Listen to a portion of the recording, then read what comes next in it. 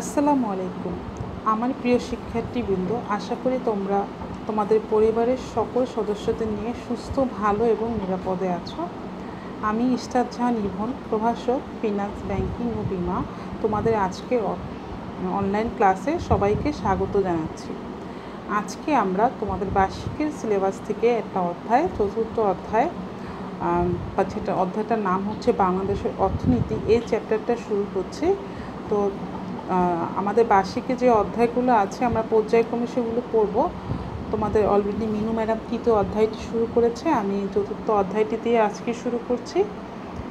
তো আশা করি তোমাদের সবার এই অধ্যায়টি ভালো লাগবে, তোমরা একটু সবাই মনোযোগ সহকারে শুনবে। আচ্ছা, তাহলে দেখো, আমাদের চ্যাপ্টারটার নাম হচ্ছে বাংলাদেশের অর্থনীতি। তো অর্থনীতি বা বাংলাদেশের অর্থনীতি বলতে আমরা যা বুঝি, কিভাবে আমাদের দেশটা চলছে বা অর্থনীতি মূল খাতগুলো কীরকম, দেশের শহরের অর্থনীতি কীরকম, গ্রামের অর্থনীতি কীরকম, একটা দেশের অর্থনৈতিক উন্নয়নে শহরের ভূমিকা কতটুকু, গ্রামের ভূমিকা কতটুকু, এই সব কিছু সম্পর্কেই আমরা একটা সুন্দর আইডিয়া পাবো এই অধ্যায়টি শেষ করলে। তো আমরা দেখি অধ্যায়টি কী দিয়ে শুরু হয়েছে। আমরা প্রত্যেকেই জানি যে আমাদের দেশ হচ্ছে কৃষি প্রধান দেশ এবং আমাদের দেশের অধিকাংশ লোকই হচ্ছে গ্রামে বাস করে। তো মূলত আমাদের দেশের অর্থনীতি কৃষি নির্ভর হলেও দেশ যত আগাচ্ছে বা দেশ যত শহরায়ন হয়েছে ততই এই দেশের অর্থনীতির সাথে শিল্প এবং ব্যবসা বাণিজ্যটাও জড়িয়ে গিয়েছে এবং এর ভূমিকাও আমাদের অর্থনীতিতে অপরিসীম। তো আমরা শুরু করছি আমাদের বাংলাদেশের অর্থনীতি এই চ্যাপ্টারটি। বাংলাদেশ একটি কৃষি প্রধান দেশ। এ দেশের অধিকাংশ মানুষ গ্রামে বাস করে আর কৃষি তাদের জীবিকার প্রধান উৎস। আমরা প্রত্যেকেই জানি যে আমরা হয়তো কিছু সংখ্যক লোক শহরে বাস করলেও আমাদের দেশের অধিকাংশ লোকই গ্রামে বাস করে এবং তারা মূলত কৃষিকাজ করেই তাদের জীবিকাটা অর্জন করে। তবে শহর অঞ্চলের বিকাশের সঙ্গে সঙ্গে শিল্প ও বাণিজ্যের ভূমিকাও আমাদের অর্থনীতিতে ক্রমে গুরুত্বপূর্ণ হয়ে উঠেছে।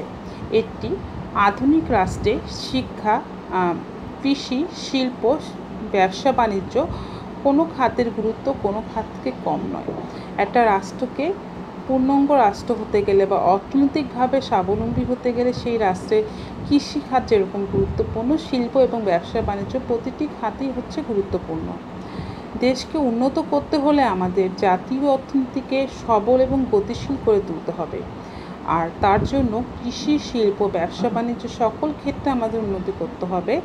বর্তমান প্রতিযোগিতাপূর্ণ বিশ্বে এর কোনো বিকল্প নেই।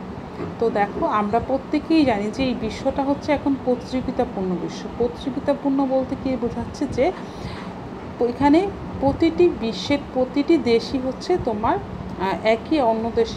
একটা দেশ অন্য দেশের প্রতিযোগিতা, মানে হচ্ছে আমরা আমাদের দেশের পণ্যকে বাইরের সব দেশের পণ্যর সাথে একটা প্রতিযোগিতা করে দিতে হচ্ছে। ধরো তুমি বাংলাদেশে বসেই ইন্ডিয়ান বা তোমার দেশের বাইরের যে কোনো দেশ, সেটা ইউএসএ হতে পারে, যে কোনো দেশের প্রোডাক্টই পাচ্ছ, সেটা তাহলে দেখো তা এই প্রোডাক্টটিকে আমাদের দেশের প্রোডাক্টের সাথে চায়না বলো, জাপান বলো, ইন্ডিয়ান বলো, ইউএসএ বলো, মানে প্রতিটা দেশের প্রোডাক্টই একটা দেশের প্রোডাক্টের প্রতিযোগী। এজন্যই বলা হচ্ছে যে প্রতিযোগিতাপূর্ণ বিশ্ব। তো এই প্রতিযোগিতাপূর্ণ বিশ্বে যদি আমাদেরকে উন্নতি করতে হয় তাহলে শুধুমাত্র কৃষিক্ষেত্রে উন্নতি করলেই হবে না, শিল্প, ব্যবসা বাণিজ্য সকল ক্ষেত্রেই আমাদেরকে উন্নতি করতে হবে। তা না হলে আমরা এই যে প্রতিযোগিতাটা, এই প্রতিযোগিতায় আমরা টিকে থাকতে পারবো না। তাহলে এই ছিল আমাদের অধ্যায়টির শুরুর কথা। এখন দেখি অধ্যায়টি শেষ হলে আমরা কি জানতে পারবো। আচ্ছা, অধ্যায়টি শেষ হলে আমরা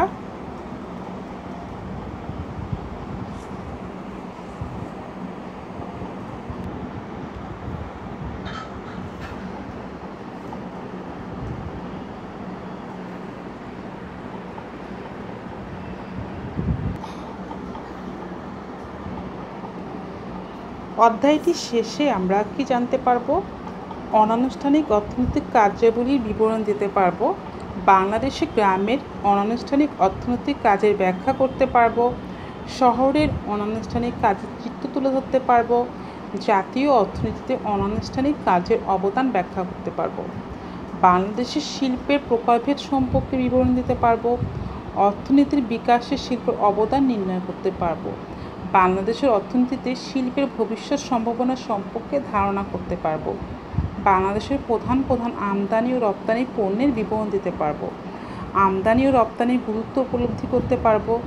প্রক্রিয়াজাতকরণ শিল্প ব্যাখ্যা করতে পারবো। বাংলাদেশের কৃষি পণ্য প্রক্রিয়াজাতকরণের বর্ণনা নিতে পারবো। কৃষি পণ্য প্রক্রিয়াজাতকরণের সমস্যা ও করণীয় ব্যাখ্যা দিতে পারবো। তার মানে মোট কথা এই অধ্যায়টা শেষ হলে আমরা বাংলাদেশের অর্থনীতির বিভিন্ন দিক, এর সমস্যা এবং সমাধান সম্পর্কে একটা সুন্দর আইডিয়া পাবো। তো মেয়েরা, আমরা অধ্যায়টার মূলে চলে যাচ্ছি বা প্রথম পার্টে চলে যাচ্ছি। দেখো, আমাদের প্রথম পার্ট আছে কি নিয়ে? বাংলাদেশের গ্রাম ও শহরের অনানুষ্ঠানিক অর্থনৈতিক কার্যক্রম। তো আমরা প্রথমেই একটু জেনে নিই যে অর্থনৈতিক কার্যক্রম কাকে বলে। অর্থনৈতিক কার্যক্রম তোমরা একটু এই লাইনটাতে দাগ দিয়ে, প্রথম লাইনটাতে দাগ দিয়ে এটা জ্ঞানমূলক হিসেবে পড়ে নিবা। অর্থনৈতিক মূল্য রয়েছে এমন যে কোনো কাজ, সেবা বা বিনিময়কে অর্থনৈতিক কার্যক্রম বলা হয়। আমি লাইনটা বুঝিয়ে দিচ্ছি। অর্থনৈতিক মূল্য বলতে বোঝাচ্ছে যার বিনিময়ে আমরা অর্থ উপার্জন করতে পারছি বা সহজ কথা টাকা পাচ্ছি, এরকম যে কোনো কাজ, সেবা বা বিনিময়। কাজ বলতে আমরা বোঝাচ্ছি, ধরো তোমার বাবা যে অফিসে কাজ করছে বা ব্যবসা করছে, সেটা হতে পারে তার কাজ, তার বিনিময়ে সে টাকা পাচ্ছে বা অর্থ উপার্জন করছে। সেবা, আমরা ডাক্তারকে যে ধরনের কাছে যাই বা উকিলের কাছে যে ধরনের টাকার বিনিময়ে আমরা যে সেবা নিচ্ছি, সেটাকে আমরা কী বলছি? সেবা। এবং যে কোনো ধরনের বিনিময়, যার মোট কথা যার অর্থনৈতিক মূল্য রয়েছে বা যার বিনিময়ে আমরা টাকা উপার্জন করতে পারছি, তাকেই বলা হচ্ছে অর্থনৈতিক কার্যক্রম। ঠিক আছে? তো এই অর্থনৈতিক কার্যক্রমকে দুইটা ভাগে ভাগ করা হয়েছে। একটা হচ্ছে অনানুষ্ঠানিক আর একটা হচ্ছে আনুষ্ঠানিক। তাহলে এই লাইনটা আমরা দাগ দিয়ে পড়বো, আমাদের এমসিকিউর জন্য কাজে লাগবে যে অর্থনৈতিক কার্যক্রমকে কয় ভাগে ভাগ করা হচ্ছে? দুই ভাগে, অনানুষ্ঠানিক এবং আনুষ্ঠানিক। তো এখন আমরা এই পাঠটাতে জানবো অনানুষ্ঠানিক অর্থনৈতিক কার্যাবলী কী। যে সমস্ত কাজের জন্য পূর্ব মজুরি নির্ধারিত নয়, করের আওতায় আনাও কঠিন, সে সমস্ত অর্থনৈতিক কার্যক্রম, পৃষ্ঠা উল্টাচ্ছি,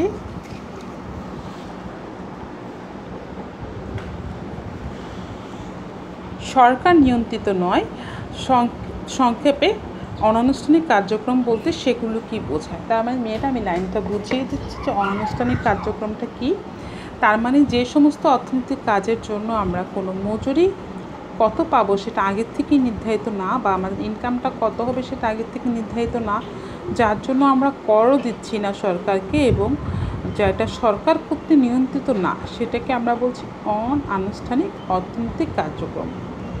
আমরা উদাহরণগুলো দেখলে আরও সহজভাবে বুঝতে পারবো। দেখো, এখানে উদাহরণ দিয়েছে, যেমন নিজের জমি, দোকান বা ব্যবসা প্রতিষ্ঠানের কাজ, গৃহস্থালী কর্ম, হকারি, দিনমজুরি প্রভৃতি। আমরা কিন্তু নিজের দোকান বা জমি থেকে যে টাকা পাই বা কাজ করি, গৃহস্থালী কর্মকাণ্ড করছি বা হকারি বা দিনমজুরি, এগুলোর জন্য কিন্তু সরকারকে কর দিতে হচ্ছে না। আমি কত পাবো সেই মজুরি বা টাকাটা আমার পূর্ব নির্ধারিত না। মোট কথা আনুষ্ঠানিক কোনো বিষয় এখানে জড়িত না, এটাকে আমরা বলছি অনানুষ্ঠানিক কাজ। দেখো, বলেছে অনুন্নত উন্নয়নশীল দেশের বেশিরভাগ অর্থনৈতিক কার্যক্রম এই অনানুষ্ঠানিক খাতের মধ্যেই হয়ে থাকে। অতীতকাল থেকে চলে আসছে বলে অনেকে এই কাজকে প্রথাগত খাতও বলে থাকে। তাহলে যেহেতু একদম শুরু থেকেই, মানুষের জীবন ধারণের শুরু থেকেই মানুষ অনানুষ্ঠানিক অর্থনৈতিক কার্যক্রমের সাথে জড়িত, এজন্য এটাকে আমরা প্রথাগত খাতও বলছি। তাহলে মেয়েরা, অনানুষ্ঠানিক খাত কি? যেই খাতের মজুরি পূর্ব নির্ধারিত না, সরকার নিয়ন্ত্রিত না, সরকারকে কর দিতে হচ্ছে না, নিজেদের ব্যক্তিগত অর্থনৈতিক কর্মকাণ্ড যেগুলো, বা আমরা সহজ কথায় বলতে পারি যেগুলো ছোটোখাটো অর্থনৈতিক কর্মকাণ্ড, যার মধ্যে সরকারি আনুষ্ঠানিকতা বা তোমার সরকারি অনুমোদনের ঝামেলাটা নাই, তাকেই আমরা বলছি অনানুষ্ঠানিক অর্থনৈতিক খাত। তাহলে আশা করি তোমরা এটা বুঝতে পারছো। আমরা এখন চলে যাচ্ছি গ্রাম অঞ্চলের অনানুষ্ঠানিক অর্থনৈতিক খাতটা কীরকম হয় সেটা নিয়ে। আমরা কিন্তু প্রত্যেকেই জানি যে গ্রামে তোমার যে মূল অর্থনৈতিক যে কাজ, সেটা হচ্ছে কৃষিকাজ। এছাড়াও গ্রামের লোকজন অন্য অন্য কাজও করে থাকে, সেই সমস্ত কাজও কিন্তু তাদের অনানুষ্ঠানিক অর্থনৈতিক কাজের মধ্যে আসবে। তো আমরা একটু দেখি যে আমাদের গ্রাম অঞ্চলের অনানুষ্ঠানিক অর্থনৈতিক কাজগুলো কী কী? বিশ্বের অন্য যে কোনো উন্নয়নশীল দেশের মতো বাংলাদেশের অর্থনীতিতেও অনানুষ্ঠানিক খাত গুরুত্বপূর্ণ ভূমিকা রাখছে। গ্রামের একজন চাষি ও তার পরিবারের সদস্যরা সকাল থেকে সন্ধ্যা পর্যন্ত জমিতে কাজ করেন। নিজেদের জমিতে কাজ করার জন্য তারা কোনো মজুরি পান না বা নেন না, কিন্তু তাদের সে কাজ বা পরিশ্রমের ফলে কেবল তাদের পরিবারই নয়, সমাজ ও রাষ্ট্র উপকৃত হচ্ছে। দেখো, একটা সহজ বিষয়, আমাদের এটা একটা গ্রামের একটা কমন বিষয় যে সে গ্রামের ম্যাক্সিমাম লোক দেখা যাচ্ছে তাদের পরিবারের যাবতীয় সকল সদস্যদের নিয়ে তারা কৃষিকাজ করছে, কিন্তু সেই কৃষিকাজের জন্য তারা কিন্তু কোনো মজুরি আলাদা করে নিচ্ছে না, কারণ নিজেদের কাজ নিজেরাই করছে, কিন্তু তার কাছ থেকে কিন্তু তারা অর্থনৈতিক মূল্য পাচ্ছে। তারা ফসল নিজেরা যেরকম খেতে পাচ্ছে, আবার বিক্রি করে অর্থনৈতিক উন্নয়ন বয়ে নিয়ে আসছে। এছাড়া দেশেও তাদের থেকে ফসল পাচ্ছে, সমাজও উপকৃত হচ্ছে, রাষ্ট্র উপকৃত হচ্ছে। অনেক সময় দেখা যাচ্ছে যে একজনের জমিতে অনেক অন্য লোকেরাও কাজ করছে। তাহলে দেখো, এগুলো কিন্তু এক ধরনের অনানুষ্ঠানিক অর্থনৈতিক কাজ। এরপরে দেখো বলেছে দেশের মোট খাদ্য চাহিদার বড় অংশটাই তারা উৎপাদন করছে। এভাবে আমাদের কৃষকরা জাতীয় অর্থনীতিতে গুরুত্বপূর্ণ অবদান রাখছে। তাহলে বুঝতেই পারছো যে কৃষকরা বা কৃষিকাজ আমাদের অর্থনীতিতে কীরকম একটা ভূমিকা রাখছে, কারণ আমাদের মূল খাদ্য যে চাহিদা সেটা কিন্তু তারাই পূরণ করছে। এছাড়া দেখো, কামার কুমারের কাজ গ্রামের কুটির শিল্প, দোকান এবং অন্যান্য ছোটোখাটো অনানুষ্ঠানিক অর্থনৈতিক কাজের অন্তর্ভুক্ত। কামার কুমারের কাজ বা গ্রামের কুটির শিল্প, দোকান বা অন্যান্য ছোটোখাটো ব্যবসাও তোমাকে অনানুষ্ঠানিক কাজের অন্তর্ভুক্ত। আমাদের অর্থনীতিকে সচল রাখতে এ সমস্ত কাজও মূল্যবান ভূমিকা পালন করছে। সম্প্রতিকালে কৃষি সহ গ্রামীণ অর্থনীতিতে আধুনিক প্রযুক্তি ব্যবহার লক্ষ্য করা গেলেও প্রথাগত বা অনানুষ্ঠানিক খাতটি এখনও প্রধান ভূমিকায় রয়েছে। জাতীয় অর্থনীতির দিক বিবেচনা করলে এই খাতটি গুরুত্বপূর্ণ সহায়ক ভূমিকা পালন করছে। তো আমরা কিন্তু জানি যে বর্তমানে আধুনিক অনেক যন্ত্রপাতি গ্রামের কৃষিক্ষেত্রে জড়িয়ে গেছে, কিন্তু তারপরও এখনও গ্রামের প্রধান অর্থনৈতিক খাত বলতে কিন্তু আমরা অনানুষ্ঠানিক অর্থনৈতিক কাজ যেগুলো সেগুলোকেই বুঝবো। এটা বলতে পারি কৃষিকাজ, হতে পারে সেটা কামার কুমারের কাজ, হতে পারে কুটির শিল্প বা ছোটোখাটো দোকান। তাহলে এই সমস্তগুলোকে আমরা কি বলছি? গ্রামে বা গ্রাম অঞ্চলের অনানুষ্ঠানিক অর্থনৈতিক কাজ। এরপরে দেখো মেয়েরা, আমাদের এখানে 3টা ছবি দেওয়া আছে। আমার বইয়ের প্রিন্টটা আসলে ভালো আসেনি, তোমাদের বইতে আশা করি এটা পরিষ্কার প্রিন্ট আছে। দেখো, এখানে প্রথম ছবিটা দেওয়া আছে কৃষিকাজ নিয়ে, তারপরে একটা হকারের ছবি দেওয়া, তারপরে গৃহস্থালির কাজের ছবি দেওয়া। তাহলে এই 3টা ছবি দিয়ে আমরা কী বুঝছি বলো তো? এগুলো 3টাই হচ্ছে অনানুষ্ঠানিক কাজ। এটা কৃষিকাজ হচ্ছে গ্রাম অঞ্চলের, হকার আমাদের গ্রাম শহর সব জায়গায় আছে, গৃহস্থলীর কাজ তো আমরা সব জায়গায় করছি। তাহলে এই দেখো, এই 3 জাতীয় কাজ যে জন্য আমাদেরকে সরকারের অনুমোদন নিতে হচ্ছে না, কোনোরূপ পদ দিতে হচ্ছে না বা ঝামেলা পোহাতে হচ্ছে না, যেগুলো পূর্ব নির্ধারিত অর্থনৈতিক মূল্যও নেই, সেগুলোকে আমরা বলছি অনানুষ্ঠানিক অর্থনৈতিক কাজ।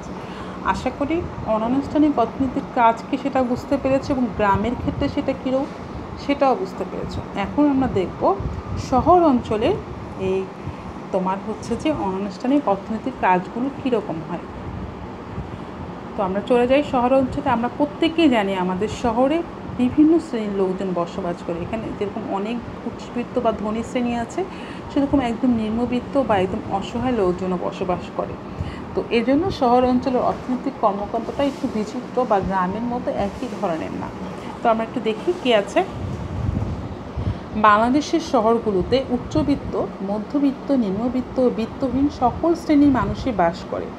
বিত্তহীনদের মধ্যে অনেকে আবার ভাসমান বা অস্থায়ী, অর্থাৎ তাদের নিজস্ব জমি বা স্থায়ী বাসা বাড়ি নেই। তারা বস্তি, ফুটপাত, পার্ক, রেল স্টেশন ইত্যাদিতে স্থানে বসবাস করে।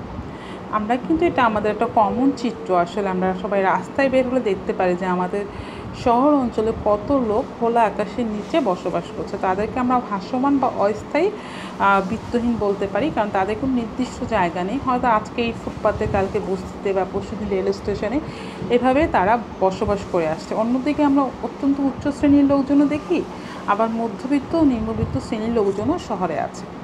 আচ্ছা, এখন দেখো উচ্চবিত্ত ও মধ্যবিত্ত শ্রেণীর লোকেরা সাধারণত কী করছে, তারা সরকারি বেসরকারি চাকরি ও ব্যবসা বাণিজ্যে নিয়োজিত। এটা তো আমরা সবাই জানি, যারা উচ্চবিত্ত বা মধ্যবিত্ত তারা ম্যাক্সিমাম ব্যবসা বাণিজ্য এবং সরকারি এবং বেসরকারি চাকরিতে নিয়োজিত।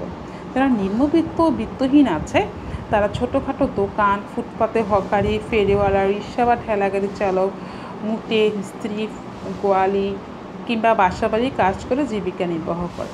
মানে মোট কথা হচ্ছে, তুমি যদি একটু চারপাশে খেয়াল করো যে তোমার আশেপাশে কে কী করে তাদের অর্থনৈতিক কর্মকাণ্ডকে চালাচ্ছে, তাহলে তুমি একটা কিন্তু আইডিয়া পেয়ে যাচ্ছ যে শহর অঞ্চলের অর্থনৈতিক কাজগুলো কীরকম হয়। তুমি তোমার বাসার বুয়ার কথা চিন্তা করতে পারো, তোমার বাবার কথা চিন্তা করতে পারো, তোমার আত্মীয় স্বজনের মধ্যে যারা আছে তাদের কথা চিন্তা করতে পারো, তাহলেই কিন্তু তুমি বুঝতে পারবে যে সমাজের বিভিন্ন শ্রেণীর লোক কীভাবে তাদের জীবিকাটা নির্বাহ করছে। আচ্ছা, এখন দেখো এগুলোকে শহর অঞ্চলের অনানুষ্ঠানিক অর্থনৈতিক কাজ বলে গণ্য করা হয়। এই গেল আমাদের শহর অঞ্চলের অনানুষ্ঠানিক কাজ। এখন আমরা দেখব যে অর্থনীতিতে অনানুষ্ঠানিক খাতের অবদান বা গুরুত্বটা, যে আমাদের যে অনানুষ্ঠানিক অর্থনীতিটা আছে সেটার অবদানটা কীরকম আমাদের পুরা দেশের অর্থনীতিতে। দেখো এখানে আছে যে গ্রাম প্রধান বাংলাদেশে গ্রাম অঞ্চলে বসবাসকারী অধিকাংশ মানুষ নিজস্ব উদ্যোগ ও শ্রমে ধান, পাট, রবি শস্য, শাকসবজি ও ফলমূল উৎপাদন, মাছ ধরা, গরু ছাগল ও হাঁস মুরগি পালন, কুটির শিল্প, হাট বাজার পণ্য বিক্রি করার মাধ্যমে তাদের জীবিকা সংস্থান করছে। শুধু তাই নয়, তারা দেশের অর্থনীতির জীবনকে সচল রাখার ক্ষেত্রেও প্রধান ভূমিকা পালন করছে। একইভাবে শহর অঞ্চলে বসবাসকারী স্বল্প ও মাঝারি এমনকি উচ্চ আয়ের অনেক মানুষও অনানুষ্ঠানিক অর্থনৈতিক কাজের কর্মকাণ্ডে নিজেদেরকে নিয়োজিত রেখেছে। এভাবে প্রথম থেকেই বাংলাদেশের অর্থনীতিতে অনানুষ্ঠানিক খাতের উপরে বেশি নির্ভরশীল। সরকারি ও বেসরকারি পর্যায়ে অনানুষ্ঠানিক খাতের ভূমিকা বৃদ্ধি ও তা জোরদার হওয়ার পরও আমাদের অর্থনীতিতে প্রথাগত বা অনানুষ্ঠানিক খাতের গুরুত্ব কমেনি। আমরা এখানে দেখেছি মোট কথা আমাদের গ্রাম অঞ্চলের মানুষ কী করছে আর শহর অঞ্চলের মানুষ কী করছে, যেগুলোতে অনানুষ্ঠানিক কার্যক্রমে আমাদের দেশের অর্থনীতি এগিয়ে নিয়ে যাচ্ছে। তাহলে বুঝতেই পারছো যে আমাদের অর্থনীতিতে অর্থনৈতিক খাত বা যে প্রথাগত অর্থনৈতিক খাত তার একটা অত্যন্ত গুরুত্বপূর্ণ ভূমিকা আছে।